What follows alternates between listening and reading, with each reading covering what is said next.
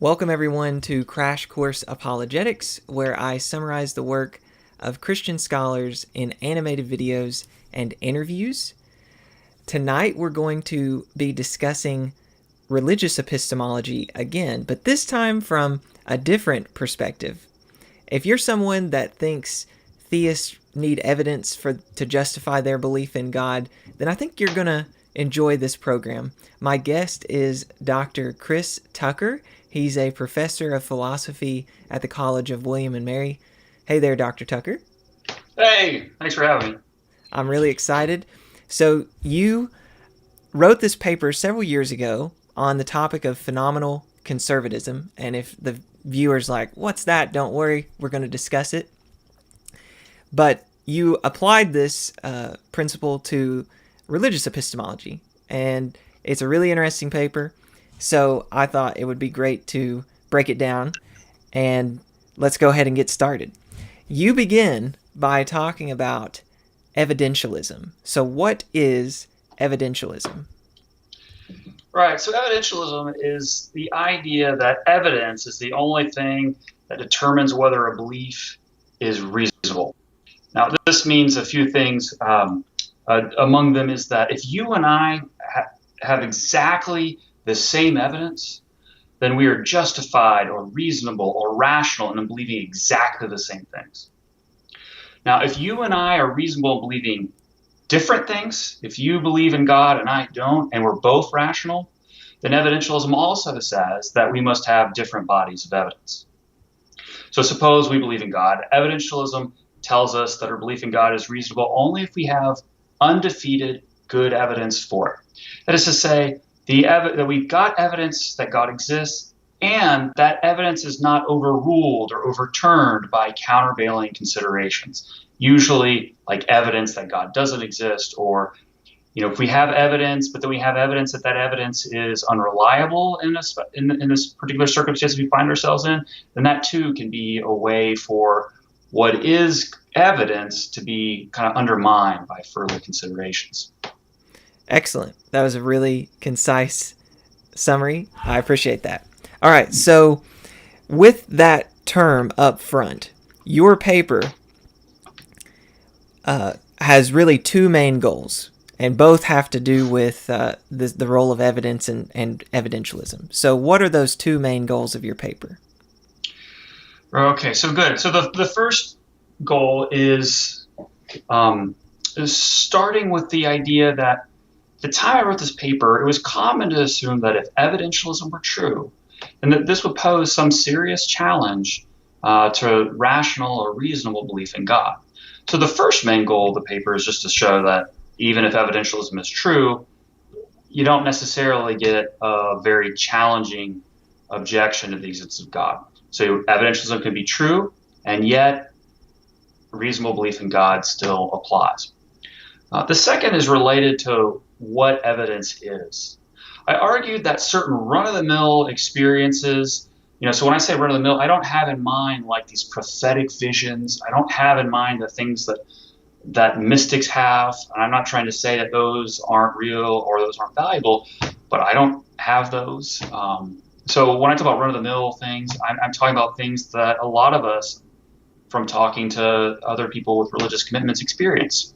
So these run-of-the-mill experiences, I think, can provide evidence that God exists. And I'll have more to say about the second goal as we talk about the difference between phenomenal conservatism and proper functionalism in a moment. But the second goal reinforces the first. Once we get clear about how easy it is to get evidence that God exists, we'll see that evidentialism poses no challenge to having reasonable belief in God. The thing is, evidence doesn't have to come in the form of good arguments.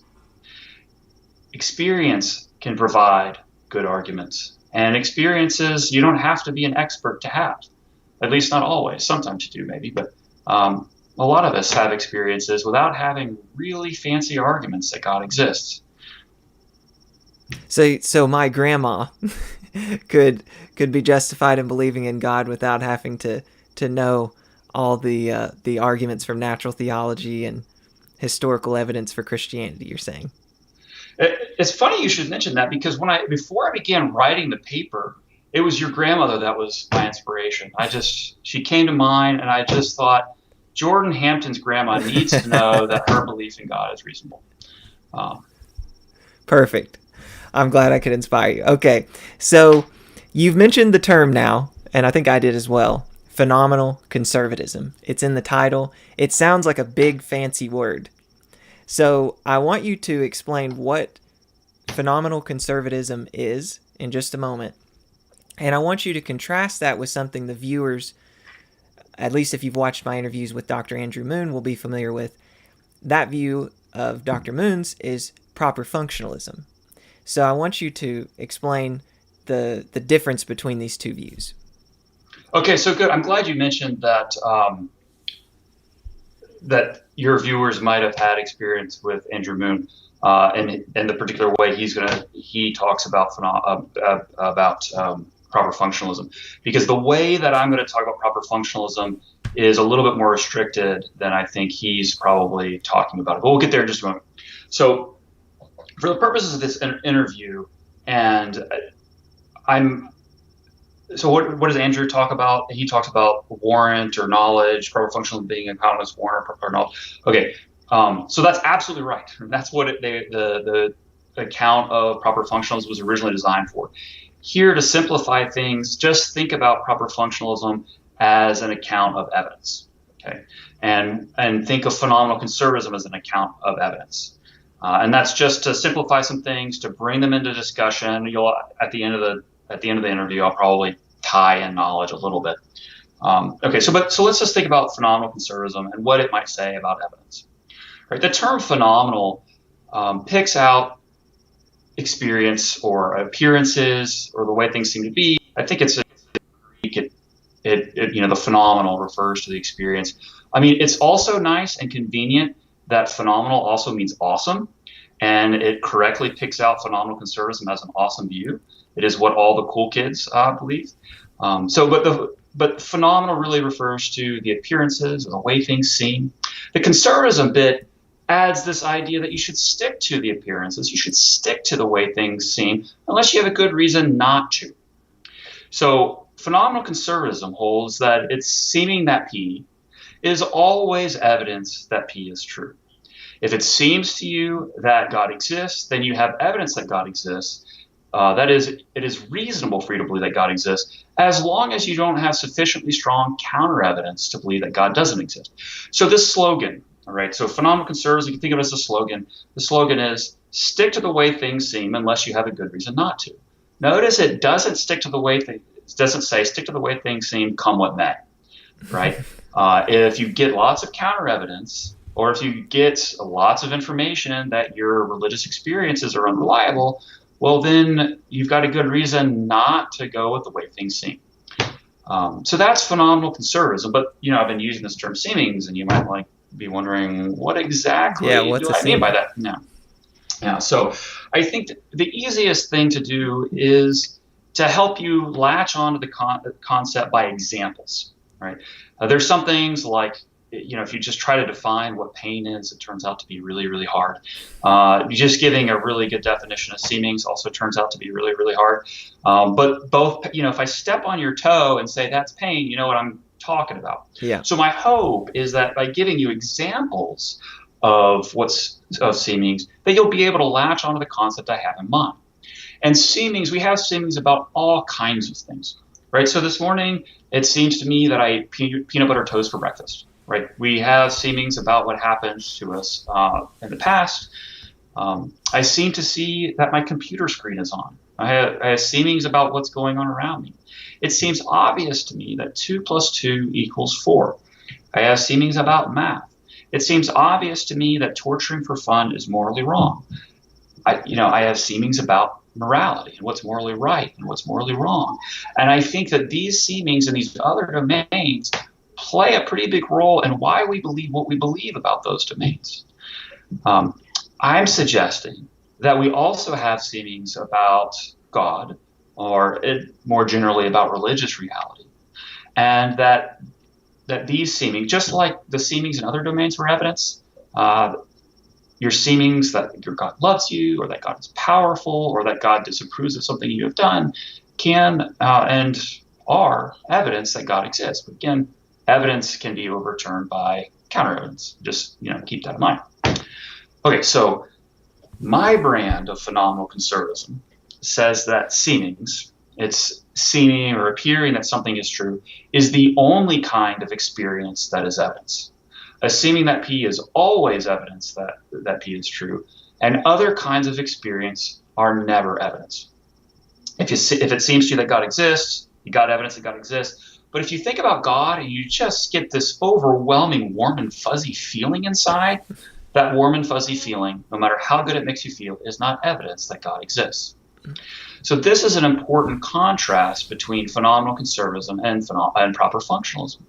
Proper functionalism, like phenomenal conservatism, holds that experiences can be evidence. So we're a little bit of friends, right? Just a little bit, though, because it holds that what matters is how a creature is supposed to function, or what counts as proper function for that creature. So if you talked with Andrew some before, he's probably gone on and explained that in more detail.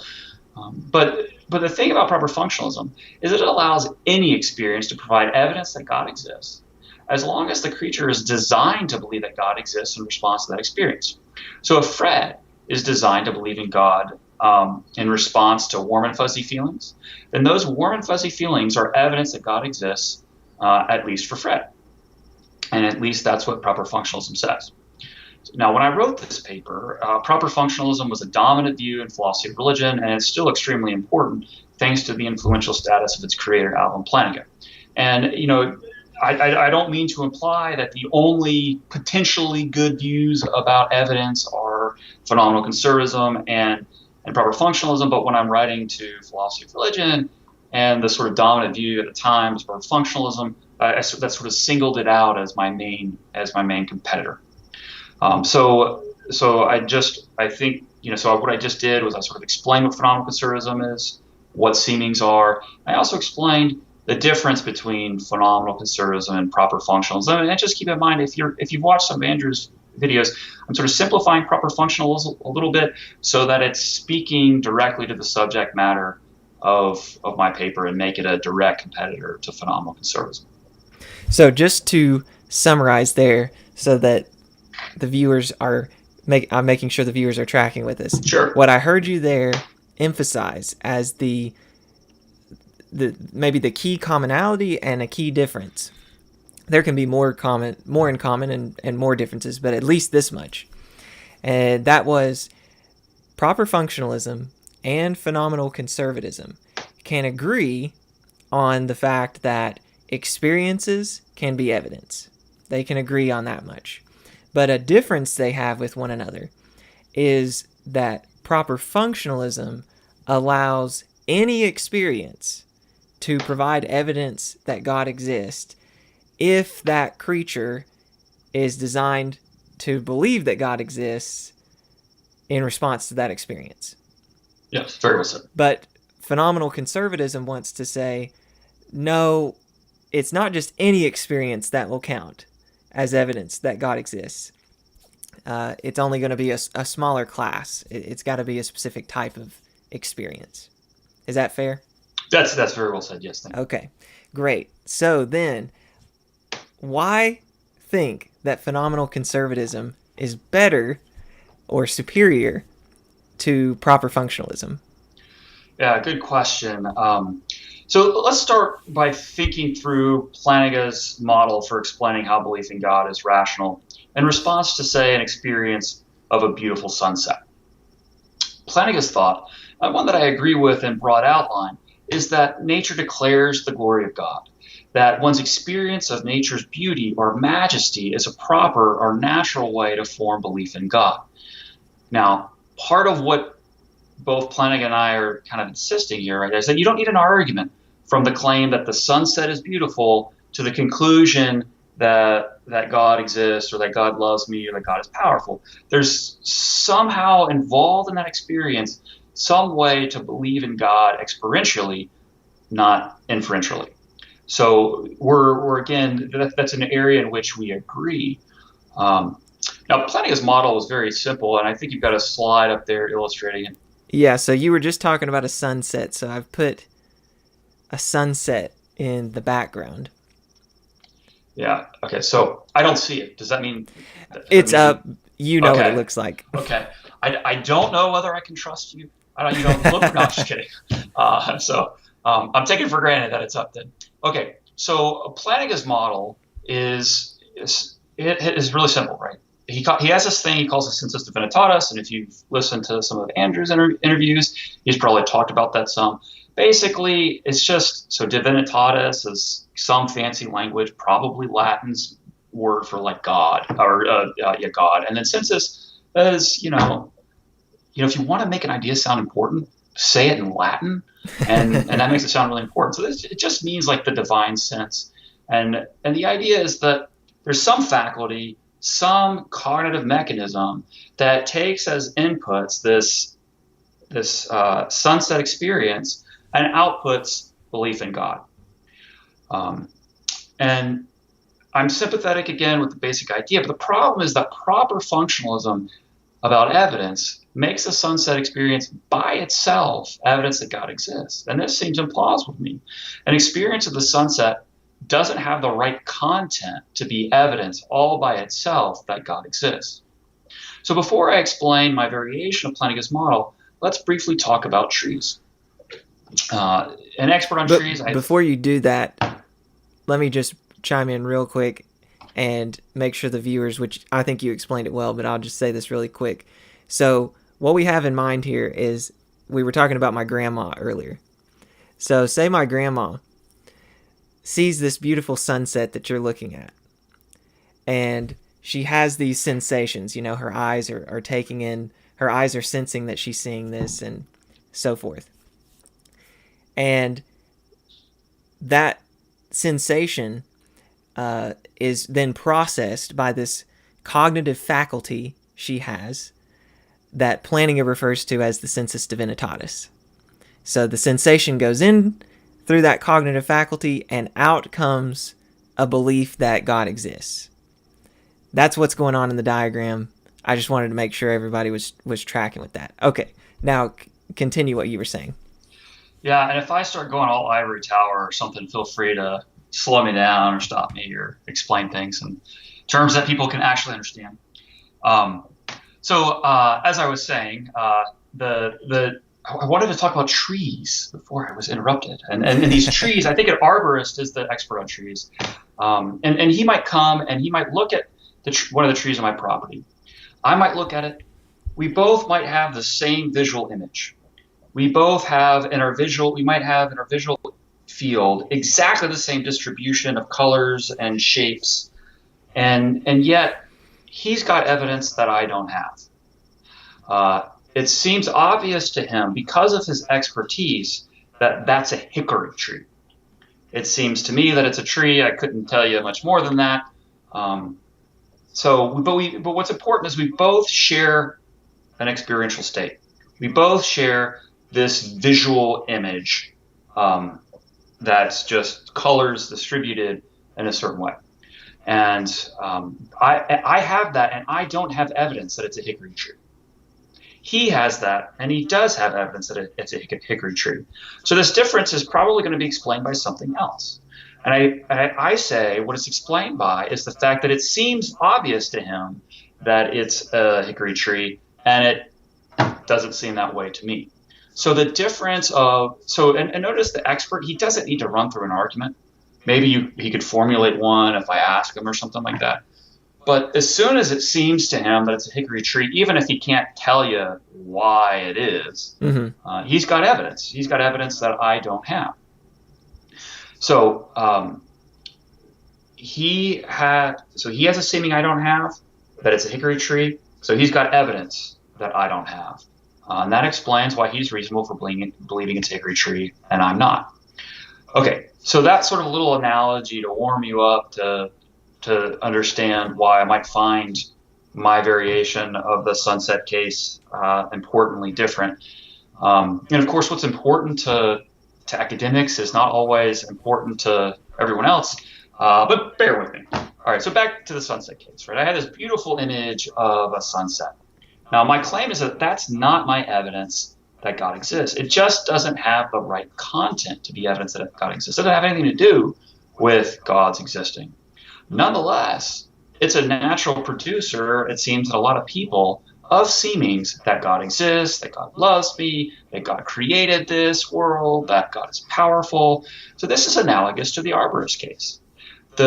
Just as the visual image of the tree wasn't evidence for me, and it wasn't evidence for the expert that the tree was a hickory tree, nonetheless, the seeming of the tree was evidence. And this sunset experience, while it's not evidence, it might produce the experience, or I'm sorry, it might produce the seeming that God loves me, or that God made this world, or that God is mighty and powerful, or something like that.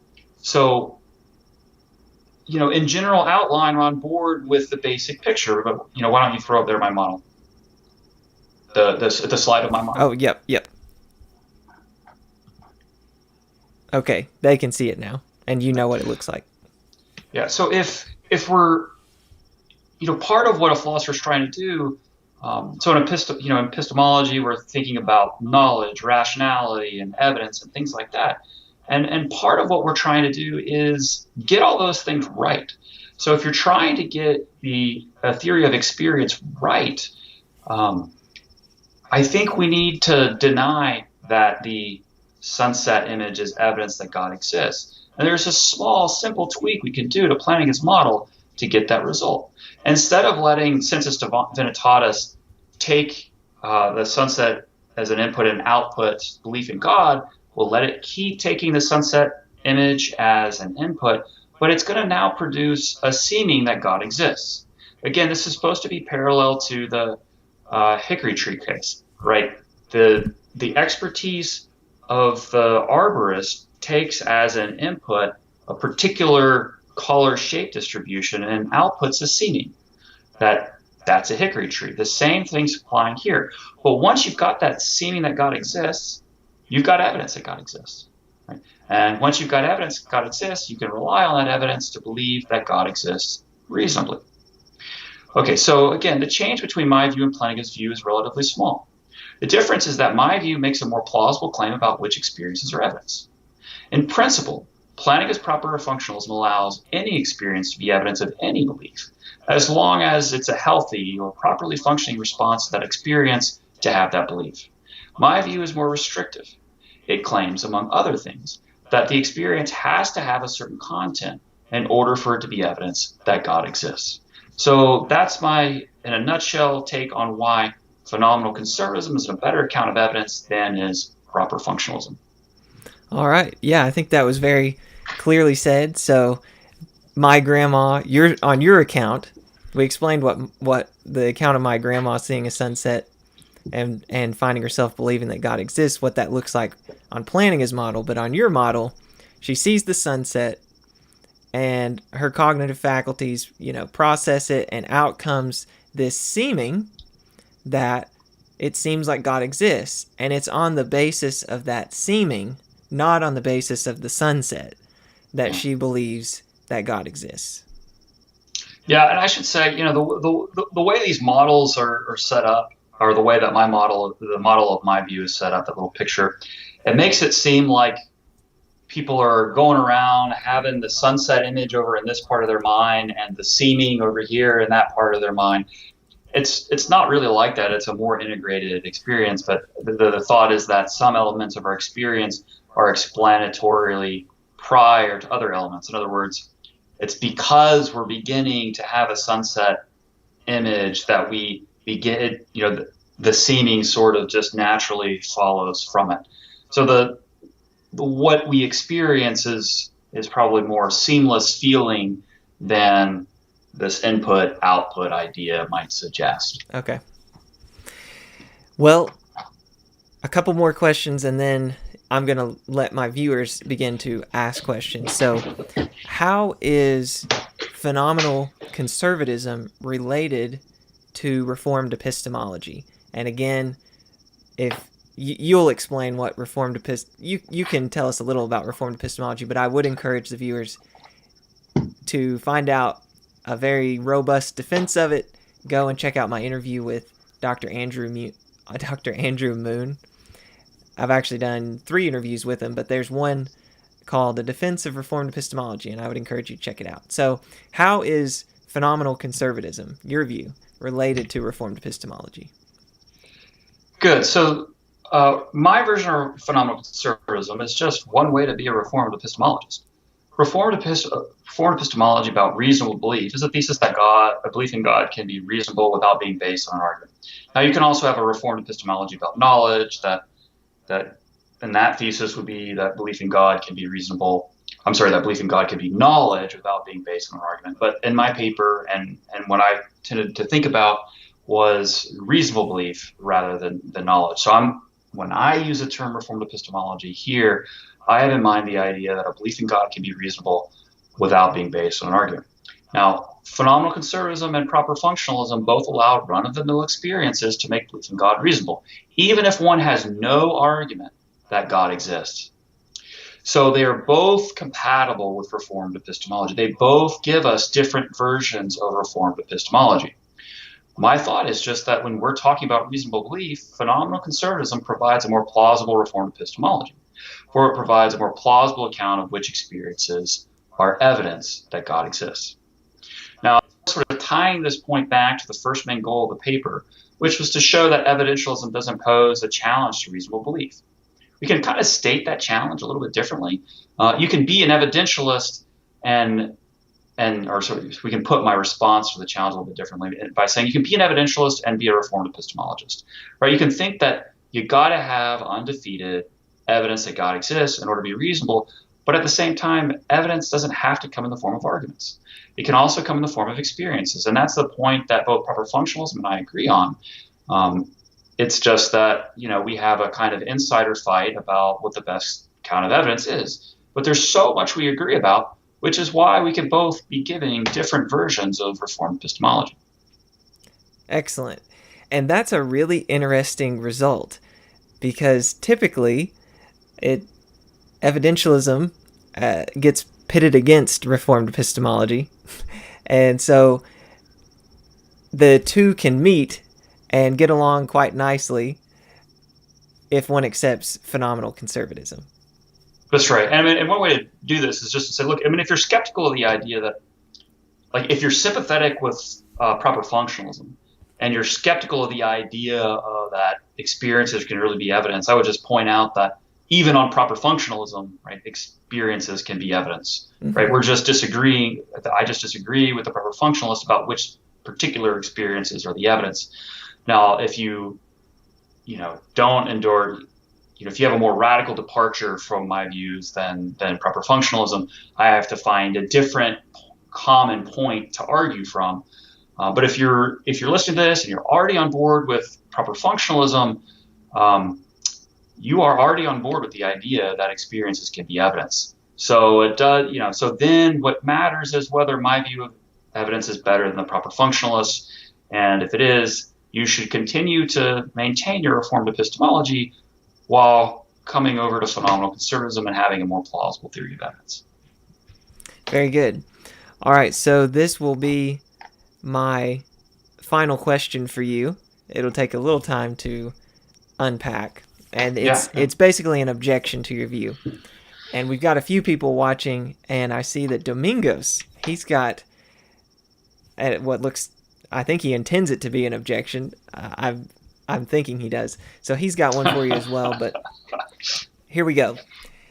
Does phenomenal conservatism make it absurdly easy to acquire evidence, no matter how those seemings are caused? So if I'm engaged in wishful thinking and I have this seeming, it seems like something's gone wrong there.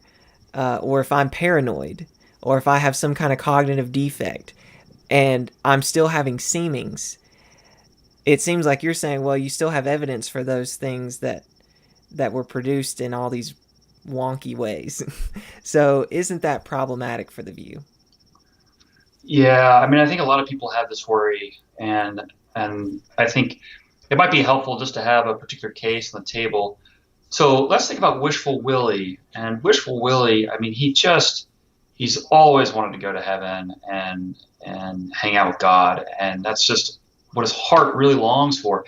But he has like no evidence that God exists or that heaven exists. But all of a sudden, his hope and his wish to go to heaven makes it seem utterly obvious to him that heaven exists. Now, phenomenal conservatism says that as long as wishful Willie has no counter evidence to that particular seeming, then it is reasonable for him to believe that he will go to heaven. And you might think, but it's caused by wishful thinking. How could a seeming caused by wishful thinking be genuine evidence? How could it make a belief in God reasonable? And I know that some people find this verdict of phenomenal conservatism to be plausible, but I don't, at least not normally. I can sort of get in the mood where I feel the intuition. So if wishful Willie has no counter evidence to the wishfully produced seeming, then the only relevant evidence, the only thing that speaks to whether heaven exists for him, says that he's going to go to heaven. So to deny that he is reasonable in believing that he will go to heaven is to deny that he should be following his evidence, be following the considerations where they lead. So I think if you find this judgment implausible, at first glance, it might look like you're denying kind of a truism, which is, follow the evidence where you should follow the evidence where it leads. Well, that's what his evidence tells him to go. He just doesn't have any evidence that says he's thinking wishfully. Okay, so if you still, after that, find the judgment that phenomenal conservatism makes about wishful Willie, namely that even though his seemings are wishfully produced, that he can still be reasonable in believing that God exists, that he still has evidence, then it might be that one of three different things is explaining our difference of judgment here. First, perhaps you find it hard to imagine that wishful Willie wouldn't have significant reason to distrust the seeming that he would go to heaven, or at least that he would have some reason to suspect that that particular seeming is the product of wishful thinking. If so, then it might be that you think he's unreasonable only because as you are imagining him, he really isn't being reasonable. He has counter evidence to that seeming. So again, phenomenal conservatism doesn't say stick with your seeming that God exists and no matter what. It says stick with the seeming it says stick with your seeming unless you have a good reason not to. So if you are imagining him as having this evidence that the seeming is unreliable, then phenomenal conservatism gets the right result when it says that he's not being reasonable because that experience is overturned or undermined. Okay, so if that doesn't explain why you and I are disagreeing, maybe part of what's going on here is so I could say, look, so you may be assuming that there's a plausible theory of reasonable belief that doesn't face the same problem. In other words, maybe you're assuming that wishful thinking cases pose a problem for phenomenal conservatism that they don't pose for other plausible theories of reasonable belief, including proper functionalism. Now, in another paper, I show that this natural idea is incorrect. Any plausible theory of reasonable belief, including proper functionalism, entails that wishful thinking can lead to reasonable belief. So even if phenomenal conservatism has a problem here, so does every otherwise plausible account of reasonable belief. So when all the views have the same problem, that problem is not a reason to say we're going to give up on phenomenal conservatism in favor of something else. We're all in the same boat here. So that was the second reason that might explain why you and I disagree. So the third reason might be that you're building more into reasonable belief than I am. I certainly agree that wishful Willie doesn't know that he's going to heaven. And that's true. I don't think he knows he's going to heaven, even if he is going to heaven. So as I'm thinking about reasonable belief is just your belief is reasonable if it has a good fit, if there's a good fit between your belief and the experience. That's all it takes. So it kind of doesn't really matter how the experience is caused, as long as there's a sort of good fit between your beliefs and experiences. Now, knowledge requires reasonable belief, but it requires more. It's not enough for knowledge that your belief fits your experience. It also matters that your experience is caused in the right way. And I think Alvin Plantinga may be right that knowledge requires one's experience to be caused by proper function. Now, phenomenal conservatism is a terrible account of knowledge. I don't think anyone puts it forward as an account of knowledge. But if you combine phenomenal conservatism with an account of how experiences should be caused, whether it's by proper functionalism or some other way, then you've taken a good first step toward the right count of knowledge. So again, the relationship between reasonable belief and knowledge here is that reasonable belief just concerns the fit between the belief and the experience, and that knowledge requires that same fit between belief and experience, but it also requires the experience to be caused in the right way, which, I'm happy to go along with planning it for the sake of the discussion anyway, that may involve proper function. The experience has to be caused in a properly functioning way. And if the experience is caused by wishful thinking, at least given us and our design plan, that's not the way it's supposed to work. Okay, so now the discussion, sort of tried to wrap things up a little bit. The discussion has secured the second goal of the paper, namely that phenomenal conservatism is a plausible theory of evidence and reasonable belief, as well as a more plausible theory of evidence than is proper functionalism. All right, excellent. So that is everything I have planned to ask Dr. Tucker, but now is your chance. Now that he's laid out the view, you can ask your questions. Right now I have 2, and so I will begin with Domingo's question. So let me I'll read it to you, Dr. Tucker, but I'll put it on the screen so that other people can see it. Okay. So I'm only going to put up the second half of what he said. So he said, "Hi, an atheist can also use phenomenal conservatism to justifiably believe that God does not exist. For example," and this is what's on the screen right now. "For example, if an atheist has a seeming about gratuitous evils, then he is prima facie justified in accepting this and that there is probably no God. Do you agree with that?" Yeah, so I have this paper called Why Skeptical Theism Isn't Skeptical Enough. And it doesn't really matter if you know what skeptical theism is, but I essentially make that exact same point. Right? The thought is, if you actually, giving arguments for the existence of God is really hard. You know what else is hard? Giving arguments that God doesn't have a good reason to allow the Holocaust. Your best bet for trying to give the problem of evil in a way that provides a reason to believe that God doesn't exist is by relying on the seeming that God doesn't have a reason to allow or God, if he existed, wouldn't have a reason to allow the Holocaust. So I think that's exactly right. Now you might think, isn't that a problem? And I say no. I mean, why assume that there can't be reasonable disagreement? Actually, there's this huge literature on this, and they provide all kinds of answers. But set that aside for just a second, right?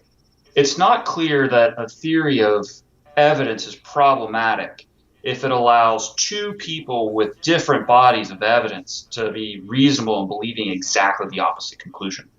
Now, so there's no problem whatsoever with saying, well, look, I mean, if it seems differently to the atheist, he's going to have, be reasonable in believing different things. Now, of course, it gets trickier once we start taking into account the extent to which, once I become aware that all these atheists have, I actually get some of the intuitions the atheists have too. It's just that I get the theist ones in a stronger way. And so I'm trying to, make everything cohere.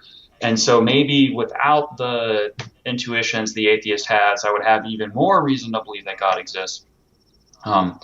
But even taking into account the disagreement evidence, that there's someone really smart who disagrees with me and is just as informed and so on and so on. Phenomenal conservatism isn't going to be the most friendly view to the idea that you're stuck with meeting in the middle, say, right? If it just, after I consider the disagreement between the atheists, if it still seems obvious to me that God exists, then, the seemings are what's at bottom doing all the evidential work. And so I don't think it's like this necessary truth that every disagreement provides exactly the same degree of counter evidence to my beliefs.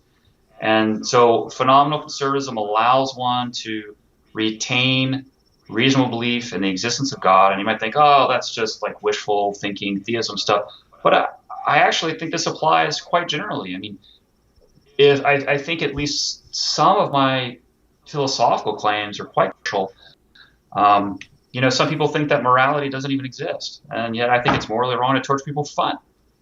They are really smart. A lot of them are smarter than I am. I'm better informed in ethics than I am.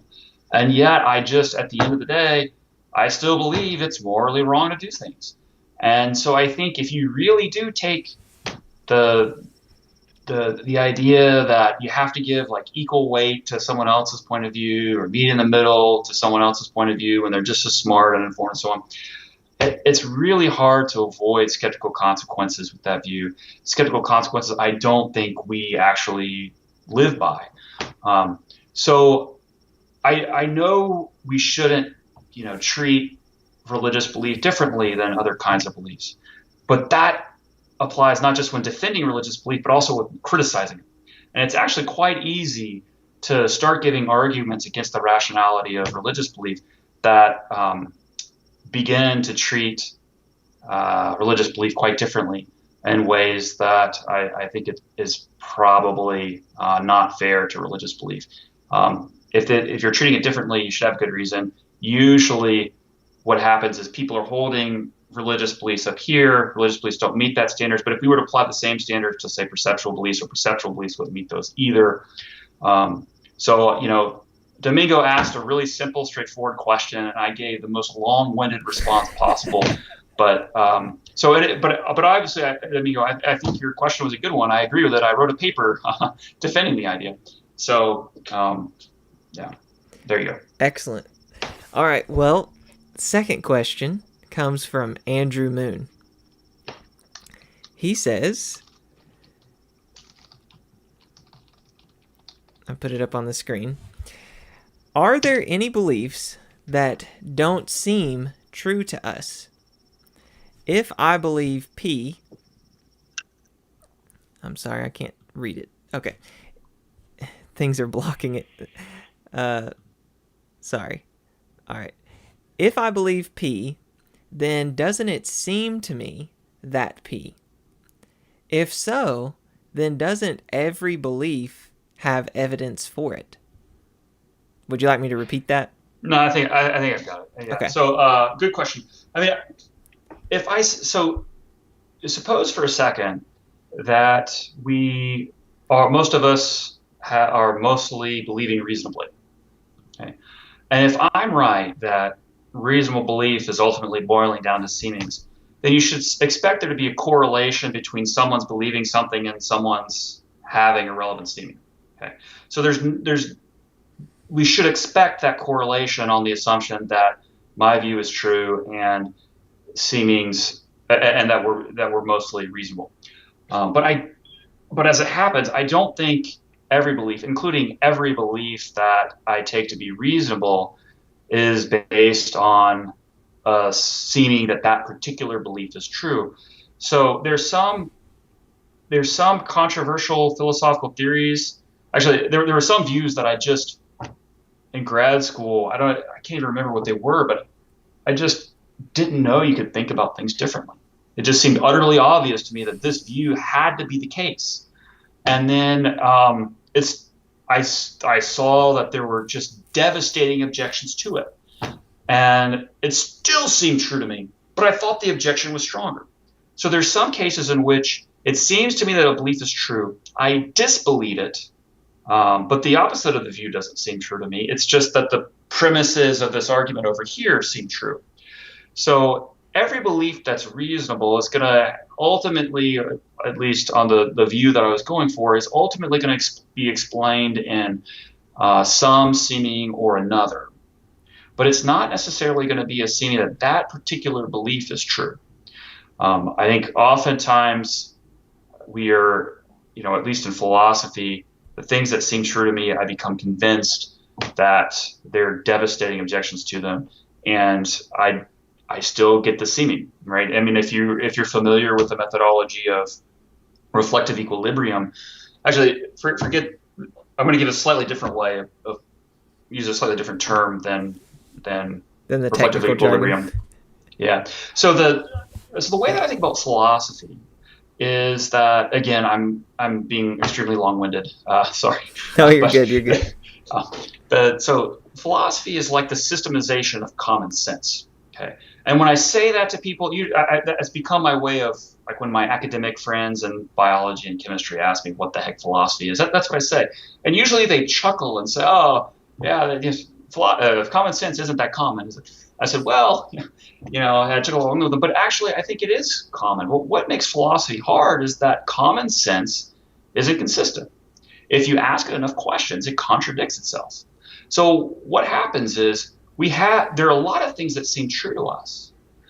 And, we see that, this seeming that I have about the way a moral principle's got to work conflicts with my seeming about what's the right thing to do in this particular case.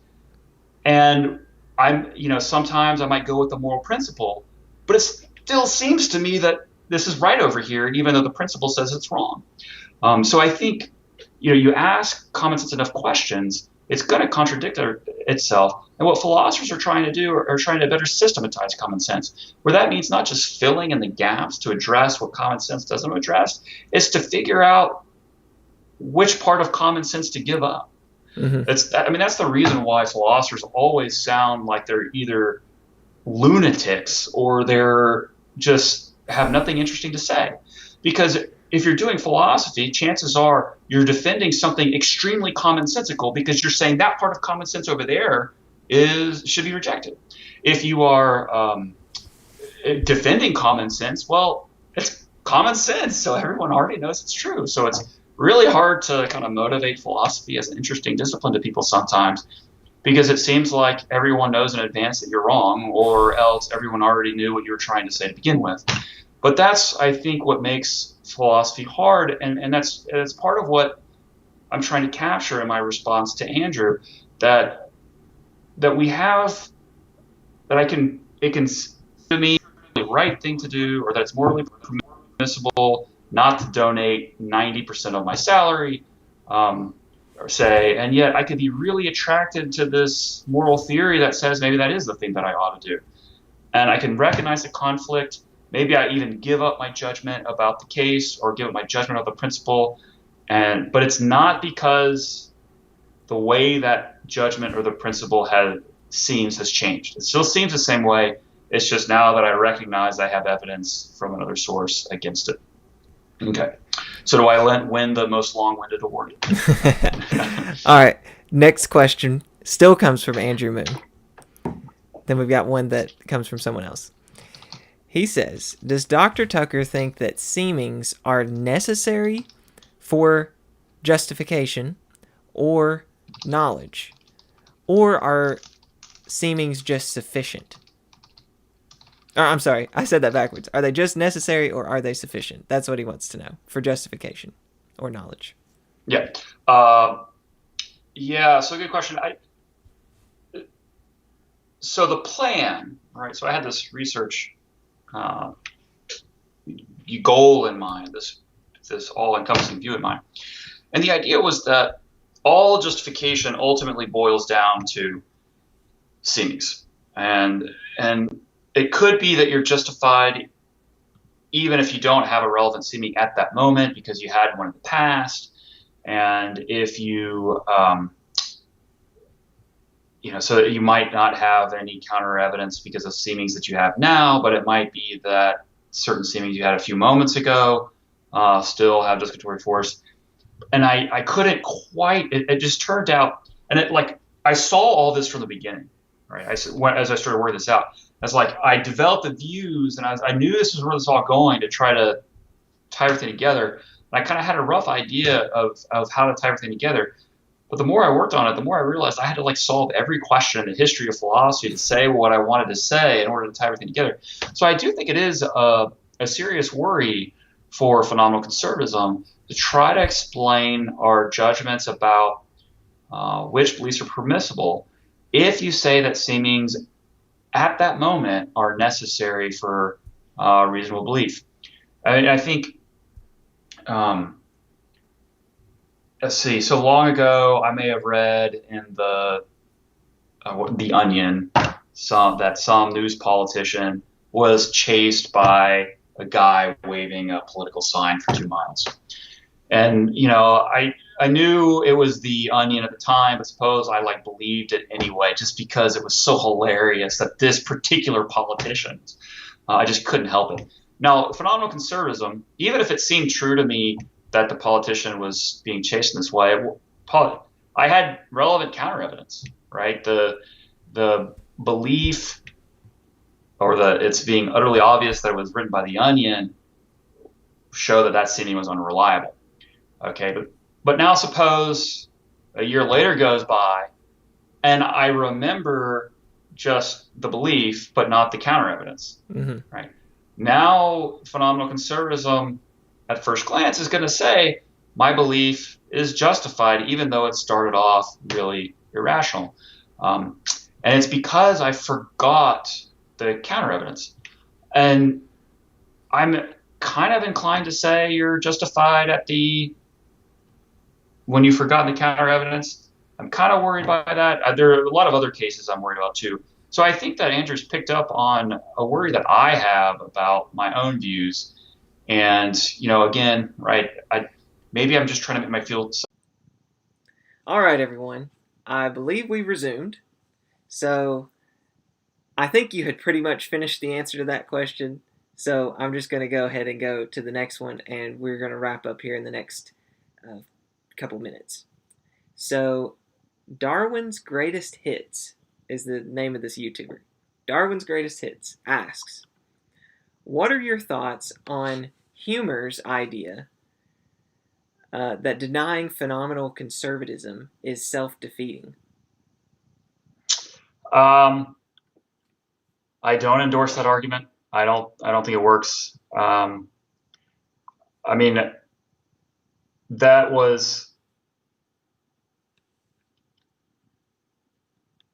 There are a lot of people who reject that argument, and there's a lot of published responses to that argument. I don't find that argument plausible. I do find some of other. In the end, I'm not really sure it works, but the argument that Humer gives that I find most compelling is the idea that's sort of like, well, what else am I supposed to believe? Kind of objection or argument. So the idea is, if it seems to you that P, and that's the only consideration you have relevant to P, right? What else am I supposed to do but believe it? I mean, if I disbelieve it, it seems irrational, right? If my only potentially relevant consideration is that it's true, right? Why the heck would I disbelieve it? Why would I withhold judgment? If the only consideration I have that possibly bears on it is that it's true, it doesn't seem obvious that withholding judgment is the right thing. So in the absolute countervailing considerations, it looks like the reasonable thing to do is to believe that it's true. Now, I find that argument really compelling, but there is a gap in the argument. It assumes that in any possible scenario you're in, there's a reasonable thing for you to believe. Because it went from, well, it's not reasonable to withhold judgment, it's not reasonable to disbelieve, so it must be reasonable to believe.